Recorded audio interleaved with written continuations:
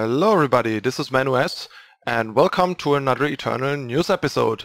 So, even though we just had one yesterday, there's some big, while still kind of unclear news today that need to be discussed. So let's take a look. So this is what we get. We get to learn what's ahead for Direwolf, and especially for Eternal in our case.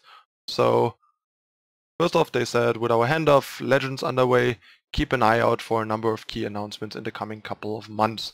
So apparently they handed off the Elder Scrolls Legends to, I think, Bethesda, and won't be working on that anymore now that it's in release. So they can focus on their own IPs.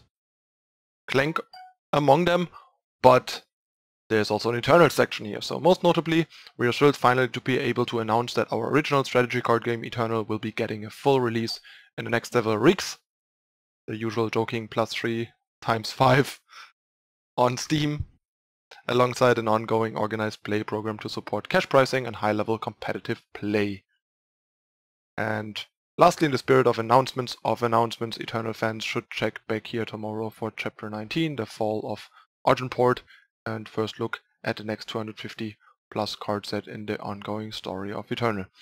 So that is like a joke about, probably about the announcement of announcements that I mainly saw from MTG Arena the last couple of days. Not sure if it was them that started or they were already like playing off of something, but I'm sure this is related to this. So this means we finally get cash pricing and competitive support. So that means official tournaments, that means tournament prices. I'm really curious what that's gonna look like if we get like something Grand Prix level like in Magic, or like the Hearthstone type Grand Prix that they eventually rolled out, these like majors. That would be really cool, because that's really what I am looking forward to and get me way more motivated again. And just like competitive play, so I assume they will provide us with a way to play best of 3 to prepare for these competitive events, because I'm pretty sure these events will be best of 3 in competitive and stuff like that. And I'm really curious how high caliber the pricing will be, because that's also a pretty big deal. And yeah, new chapter announced tomorrow, because month is over, and with the first look at the new set, I think they will officially announce the set, like name of the set and some lore and stuff, I would assume, and a couple new spoilers. So that's also exciting, and I will obviously cover that in another video. And yeah, also official release, so that will probably bring a couple of nice updates and own features with it. So looking forward to that, and curious how soon it's going to happen. And last but not least, we get another spoiler. It's actually a pretty cool one. So let's take a look. Kenna, Shaman of the Scale, which is a dragon shaman. Looks more like a succubus or demon, but it's actually like a shaman that can turn into a dragon apparently, or a dragon human, not sure. But yeah, she's a 7 cost, 5/6. Weirdly enough, no flying. She only gets flying if you play a spell. And she has killer, so that's pretty cool. And yeah, like a 5/6 killer for 7 is not terrible. It's basically 1 more expensive than Carnosaur.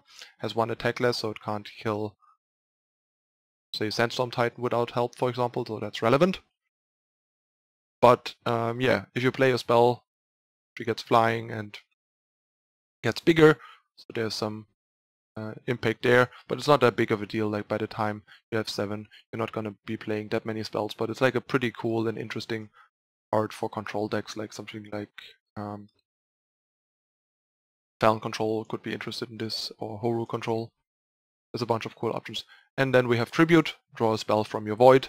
From what I heard or read elsewhere, Tribute means if there was a unit that went to your void this turn, then Tribute triggers and you draw a spell from your void when you play this. So I think it's basically a summon effect that checks if another unit you control went to the void that turn before playing Kenna. So basically want to attack, make something like die or trade in combat and then play Kenna, get some more value back, making her even more appealing for control in a sense. But Tribute is going to be a lot harder to trigger and control than in, say, mid-range, for example. So mid-range will probably be the ideal home for her as like a curved hopper. She definitely looks pretty nice and like powerful, lots of value and finishing potential and stuff. So looks like a real deal for Constructed. Pretty cool card. Keep an eye out for it, for what to do with it once we have more information on the set. Alright, so that already sums up today's news. Not a lot of news, but big news. And Eternal is finally taking off, and was about time. Like, it really had some downs lately, and it's important to get back up there and like go out swinging before stuff like Artifact hits, to make sure that people are properly excited and invested with your game by like playing the competitive scene before Artifact hits already. So if you're like doing well in the Eternal competitive scene, you have less incentive to switch to another game because you're already like doing really well.